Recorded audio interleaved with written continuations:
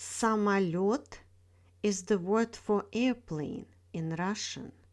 It's derived from two parts, samo, meaning self, and лёт, meaning flight. Самолёт literally translates to self-flyer.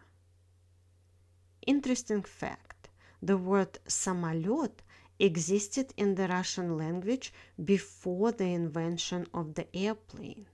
It referred to various things like a loom, a wooden plow, or a steamboat, depending on the region of Russia.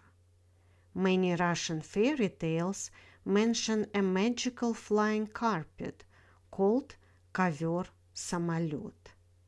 When airplanes were first invented, they were called aeroplane, after the English word airplane.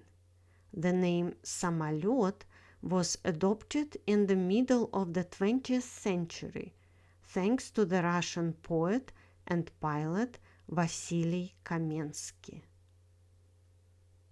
Я лечу на самолёте.